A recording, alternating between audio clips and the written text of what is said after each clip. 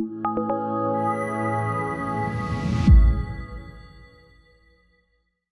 today we have with us Dr. Marc Hellersteing. Now, Dr. Marc Hellersteing is a professor of human nutrition at the University of California, Berkeley, and a professor of endocrinology, metabolism, and nutrition in the Department of Medicine at the University of California, San Francisco, UCSF. Dr. Hellersteing received his MD at Yale and completed a PhD in nutritional biochemistry at MIT. He ran the diabetes clinic at San Francisco General Hospital for 25 years, and his major research interest has been in developing novel ways to measure critical metabolic pathways in humans so that we can understand how to use this information as biomarkers for medical diagnostics and medical therapy. In a nutshell, Dr. Hellersteing is an incredibly smart man with many decades of clinical research and experience with diabetes. His work has resulted in over 250 publications and more than 80 patents. So thanks for being with us here today, Dr. Hellersteing. Thank you, Cyrus. None of that is true, but anyway, thanks. All right, so let's start right here at the top with you. You're a professor. You're an expert in the basics of understanding the physiology and the metabolism underlying diabetes. So can you tell us what's the difference between insulin deficiency and insulin resistance? So my general theme is that if you understand what's going on biologically, it makes it so much easier to take care of yourself, to either make existing diabetes better or to prevent it. And so there are two principles that I like to teach. The main principle I like to teach really relates to two things that interact. And we tend to separate them when in fact they're profoundly interactive. And one is, if you look at the figure over here, one is called, is typically thought of as insulin resistance, which is in the tissues, muscle, liver, fat. And the other is called insulin deficiency, which is the beta cell, the pancreas. And in this figure, what it shows here is that the two are constantly interplaying. If you're a type 1 diabetic, even though everybody says you're insulin deficient, every type 1 diabetic, with few exceptions, is also insulin resistant, and I'll explain why. And every type 2 diabetic, even though we think about it as a disease of overweight, sedentary lifestyle, insulin resistance, every type 2 diabetic, almost by definition, is insulin deficient. And not only that, they each make the other one worse. So the point of this is going to be, the take-home message, if there's one take-home message, is that you have what's called a positive feedback loop. Each one makes the other worse, so you can spiral downwards. That's the bad news. People can get worse, and they never really understood why. Or you can spiral upwards. Sort of, it's a healing system. And if you understand that, you can understand how little things can make you much better. So, bidirectional interaction, positive feedback loop between beta cell, pancreas, and the tissues, which is insulin resistance. Now, let me just start by giving a couple of simple examples that people who live with diabetes or who have family with diabetes or who take care of diabetics who might already have familiarity with, and then we'll go into more detail. And I always like to keep this in examples because I think the human biology is easy to remember and informs us about the truth of what's going on in the underlying physiology. Here's a perfect example. If someone comes in, if anybody know anybody who's come in with a type 1 diabetes in DKA, ketoacidosis, or in a type 2 diabetes with severe hyperosmolar state, profoundly high glucose, very high glucose. If your doctor will give them sometimes 10 units an hour of insulin the first day. Why is that? We'll see, the normal dose of insulin is maybe 1 unit an hour, 1.5 units an hour. So why do you need 10 units an hour to lower the sugar? And some of it is because of stress, but most of it is because if you come in with that bad of sugar, it means your tissues haven't seen insulin. So they're very resistant to insulin. So what happens is that initially you need 200 units, 150 units a day. But by day 3, if a doctor were to give you that same dose, they'd put you into a coma. Because seeing insulin for 2 days makes the tissues more sensitive to insulin. So that's the most dramatic example. Here's another example. Everybody, and I'll go into this in more detail in a minute, but this is just to set the stage. If you're a type 2 diabetic and you start on a medicine like tolbutamide or glipizide or something like that, library. Insulin. The first 3 days, the insulin goes up and the glucose goes down because that's what sulfonylureas do. They make the pancreas secrete more insulin. But by day 30, the insulin is down to normal and the glucose is normal. So that's by definition improved insulin sensitivity. Lower glucose, same insulin. But sulfonylureas don't do anything to tissues. We know that. If you test them against every tissue, they have a tiny effect on, let's say, on adipose, but really nothing to really make this worth mentioning. So what are they doing? They're by making the beta cell work better, they're making the tissues more sensitive. So everybody who's on a sulfonylurea has better insulin sensitivity, at least at the beginning. And here's another example. And this will be the last one I'll say now, and then we'll go into more details. There are some people who bring very difficult type 2 diabetics usually into the hospital into like on a Sunday, and they have nurses there and they just crank them full of insulin and glucose for 8 hours.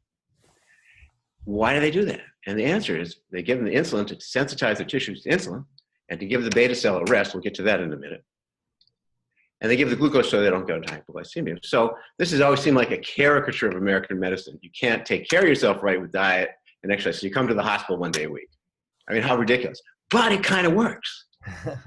It works for 4 or 5 days because just seeing that insulin makes the tissues more sensitive, and just resting the pancreas, as we'll see, makes the pancreas work better. So what you're saying then is in a situation where a person is truly insulin deficient, whether they have type 1 diabetes or type 2 diabetes, it goes on for some period of time, at which point to bring your glucose down, you have to inject large amounts of insulin, and then the tissues become sensitized to it. And then the amount of insulin you have to inject goes lower and lower and lower. Exactly. And in fact, and if you think about it even deeper, we'll talk about that over the next hour. Anything you do that makes the tissues more sensitive, it gives the tissues more exposure to insulin, will make them more sensitive to insulin.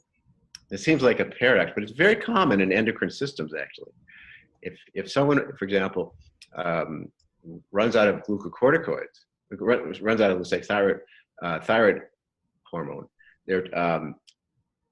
their tissues become less sensitive to thyroid hormone until you give it to them. Or more specifically, if your thyroid gland doesn't have TSH, you have to give TSH for a couple of days before it responds. Or even with your adrenal gland. This is maybe a little technical for everyone, but if your adrenal gland is worn out because your pituitary isn't making the hormone that feeds it, it takes 2 days of giving that hormone before the adrenal gland can respond to that hormone. It's very common in endocrine systems that the factor that acts on the tissue is also what's trophic, makes the tissue, primes it for itself. So insulin primes tissues for itself. If a person is just being diagnosed as a type 1 diabetic, so something has happened where their pancreas has been damaged, they're not producing enough insulin to keep their blood glucose in range. So in that case, they then go to the hospital. Yes. The hospital diagnoses them, starts injecting insulin. How, in that situation, why is the type 1 classified as insulin resistant? Deficient. Okay, but they weren't insulin resistant because they just didn't have it. It wasn't insulin resistance that was the problem there. It was the fact that they just didn't have any. Okay, this is really a brilliant question because it is the best example in the whole world is what I didn't give, and I was going to get to it in a minute, is the honeymoon. I know, Cyrus, you were going to ask me about the honeymoon effect. Honeymoon is not when you're spending time with your sweetheart. No. Honeymoon effect is, in diabetes, is when you first get diagnosed. Often, let's say it's a 12-year-old kid or something, young person. And they come in and they're just what you said. They're in very severe metabolic danger. Their tissues, their beta cell is burned out, it looks like. Tissues are resistant to insulin, so their sugar is very high. They could almost die. So then you give them insulin for a week, a month. Then you give them less insulin because insulin makes insulin work better. And then you're on 5 units a day. And then you have no insulin. This is called the honeymoon effect. And the parents are like, oh my God, I'm cured. The kid, my daughter's cured. And you have to tell them, no, probably not. This is the honeymoon. That's like a bad joke about honeymoons. It's going to get worse. Love it.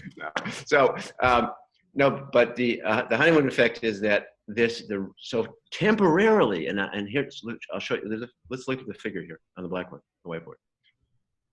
So here's insulin creeping down over time because of disease, going down like this.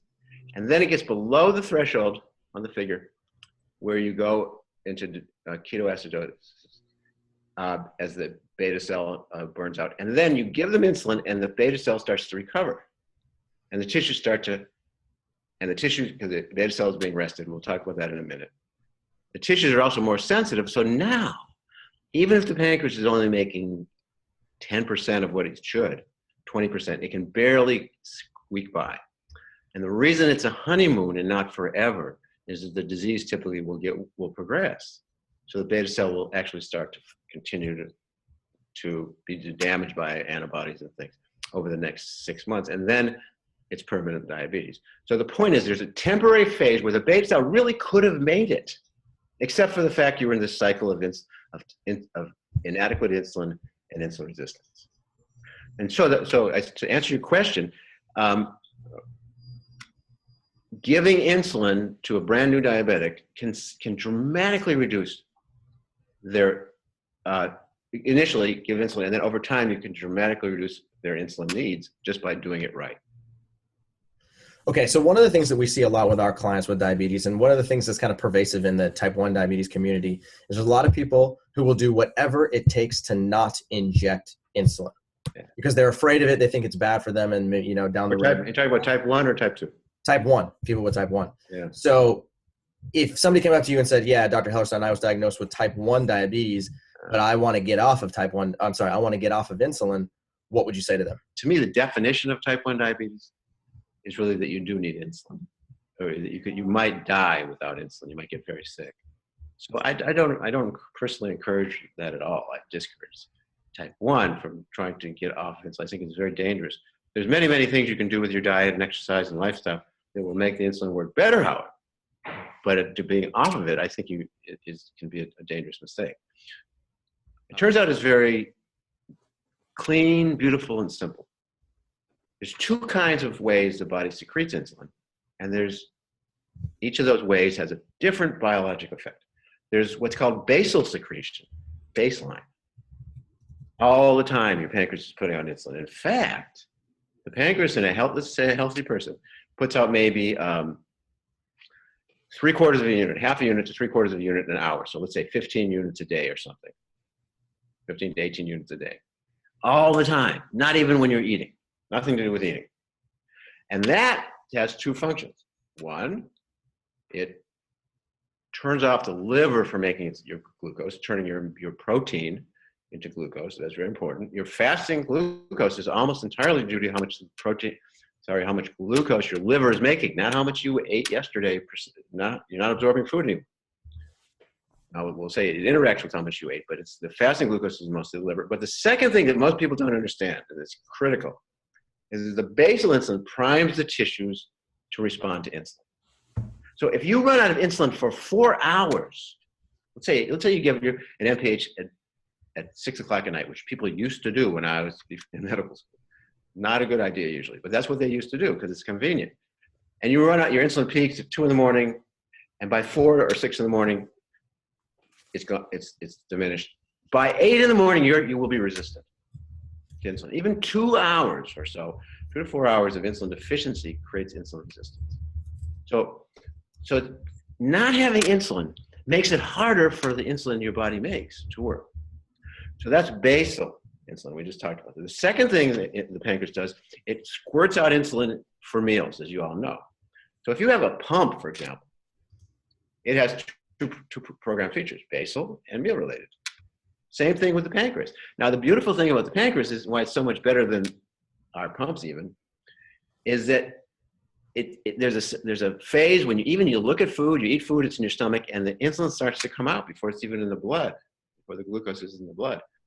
And so the insulin always beats the glucose to the tissue by a little bit, just a little bit. It's called phase 1 of insulin secretion. And just getting there first is critical in making the tissues just ready to gobble up glucose. So one other thing about this, as I said, more than half of the insulin is what's called basal. So if you think about it, it turns out that most people healthy people will put out about 30 units of insulin a day. And not 50, but 30. Half of which is basal. That means if you're really only putting out, let's say, 10 or 15 units, 12 or 15 units of insulin for meals, if you're eating 2 or 3 meals a day, you're taking 4, 5, 6 units of insulin your body's putting out, and your sugar is perfect if you're healthy. So in a healthy, well-regulated system, which sees insulin, sensitive to insulin, the insulin's getting there before the meal, it takes tiny amounts of insulin to drive glucose into tissues compared to what we do when we try to treat people with insulin ourselves, because we're just not that good at it. We're not as smart as the body. Oftentimes people who are injecting insulin, whether type 1 or type 2, want to know what is an appropriate amount of insulin to dose, right? If I'm giving myself, let's say 20 units per day, is that right? Is that too little? Is that too much? So is there a simple calculation that people can do to try and figure out, how much is the right amount for them, ballpark? So it's very common for type 1 diabetics to be on up to 50 or 55 units a day. And that's not considered a high dose, yet the body gets by with much less. And again, the reason is because the body's giving this basal insulinization, keeping the tissue primed at all times. For example, I once had a guy who came in, he'd been diagnosed as a type 1, young, and he was very rebellious, and he kind of made a deal with his doctor. He'll take insulin once a day. So he took 60 units of MPH and 25 units of regular every morning, and his sugar was horrible. And he'd have hypoglycemia at noon and hyperglycemia at night. And of course he needed 80 units a day to get horrible control, because it was a bad regimen, because the body wasn't seeing insulin. So when you give a good regimen, you often give less insulin. That's kind of the paradox.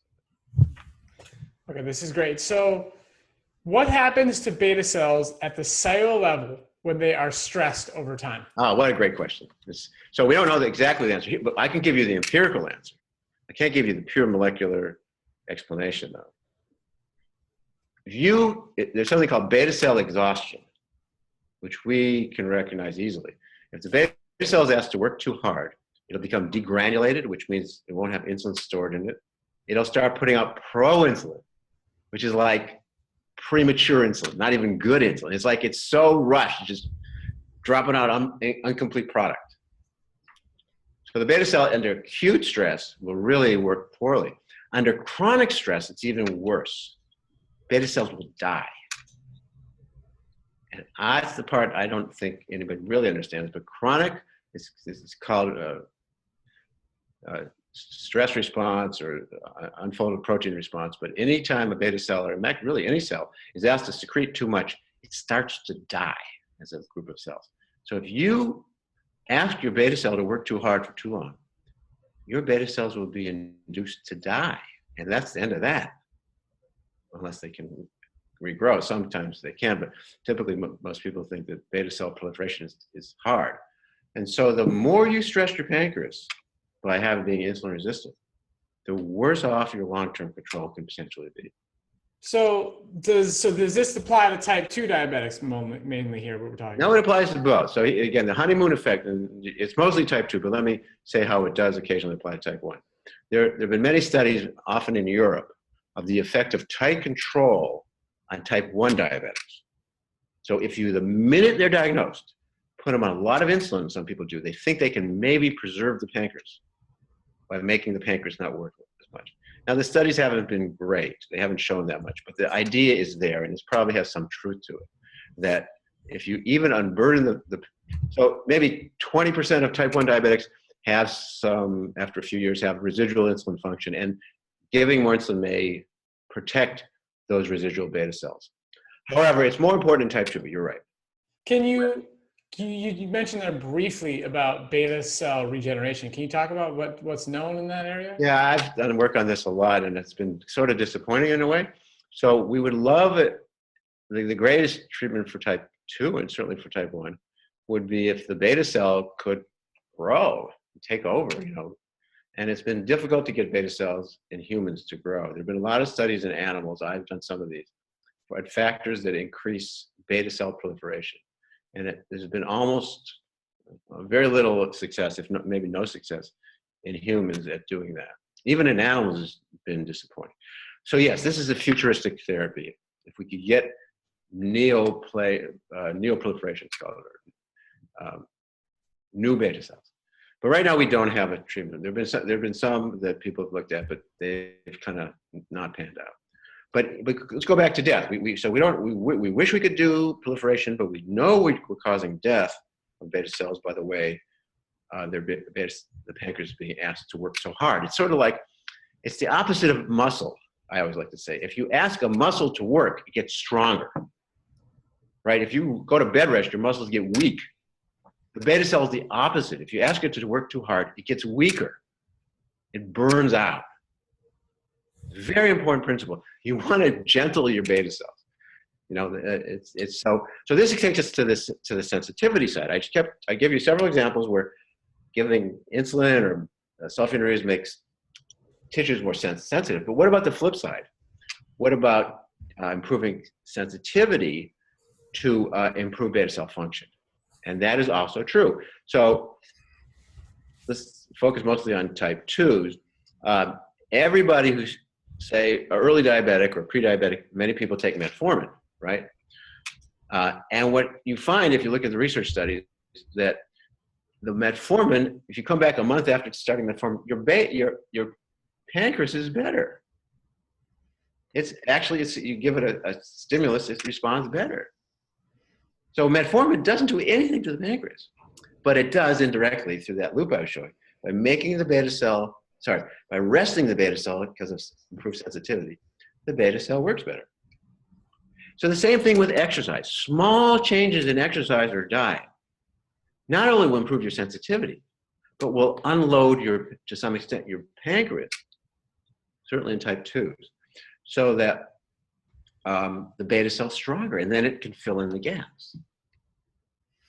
This is good, actually, because I know there's a lot of people who live with type 2 diabetes who can kind of get overwhelmed with the amount of lifestyle change that needs to happen, whether they're changing their diet or whether they're starting an exercise regimen. So you hit it on the head here, which is that, you know, small amounts of exercise on a consistent basis can actually help relieve that beta cell stress. In fact, yeah, so sorry to interrupt, but let me just build on that for a second.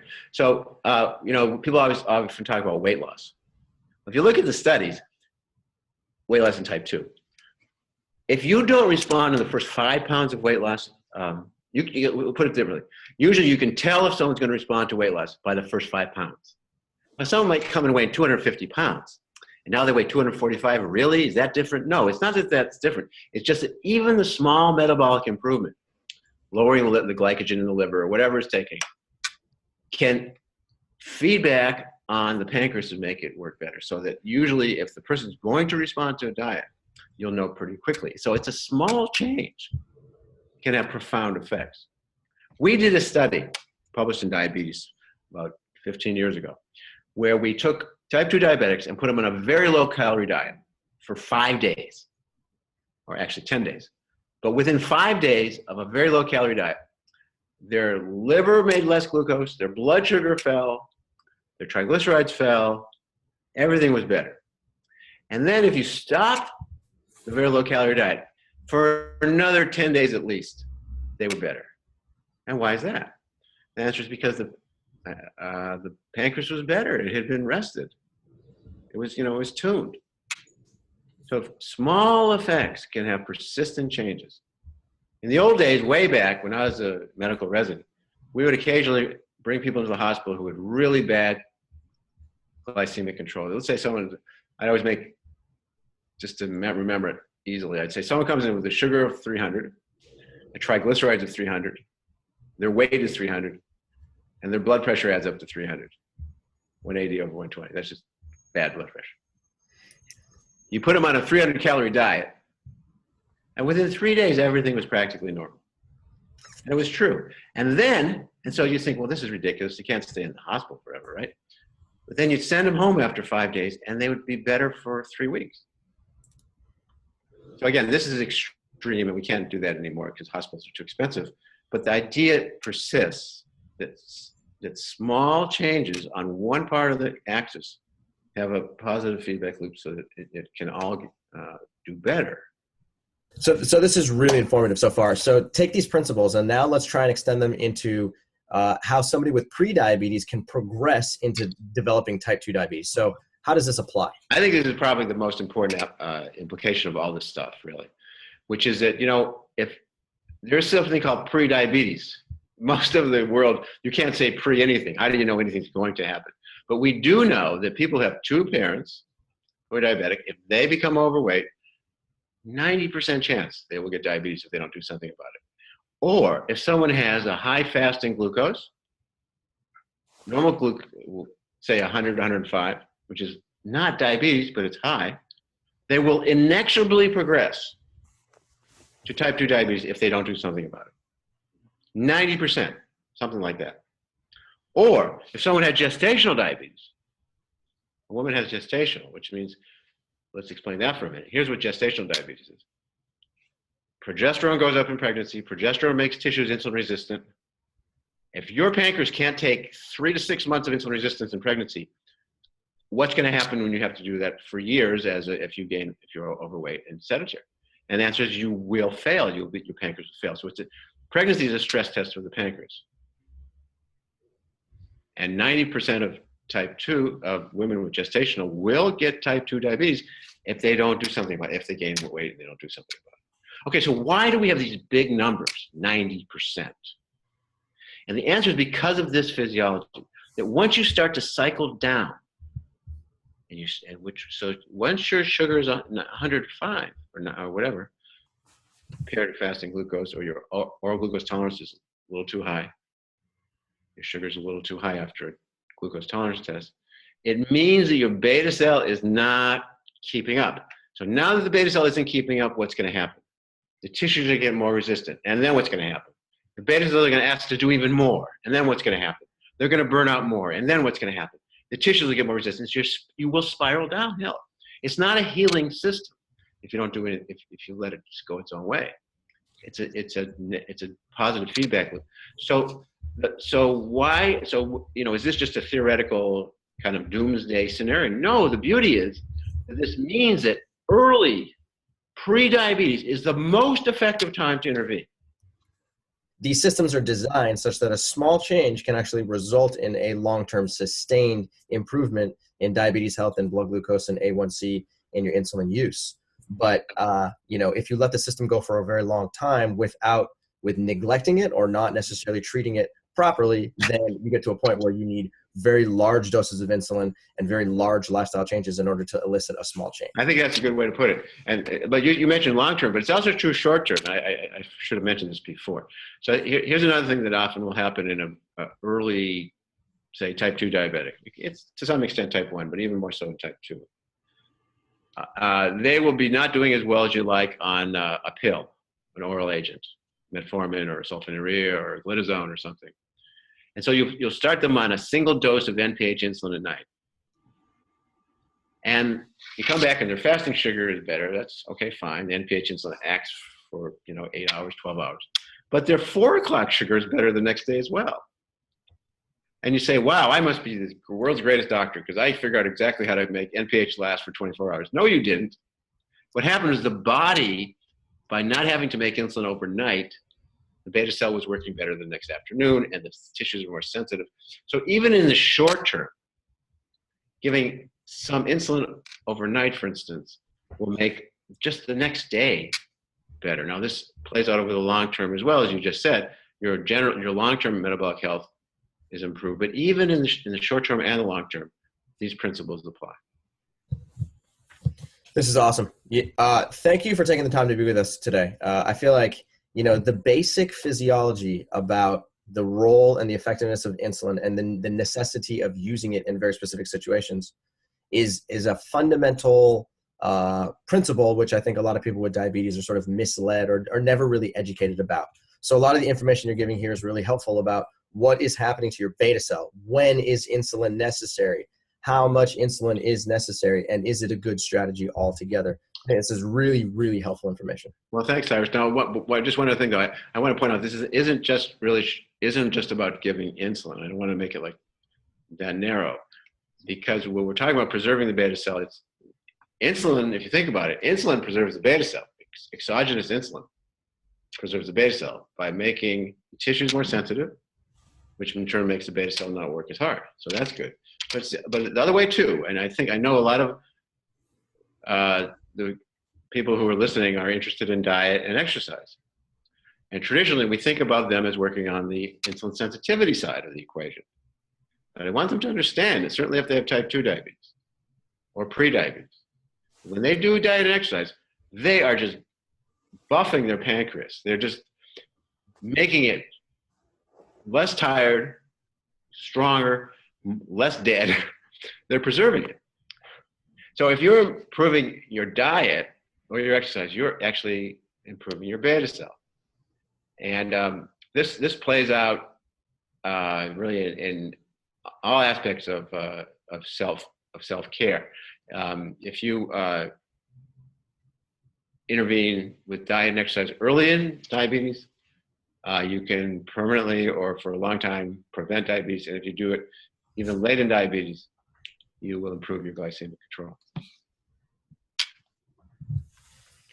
This is awesome. Yeah. So thanks again for being here today.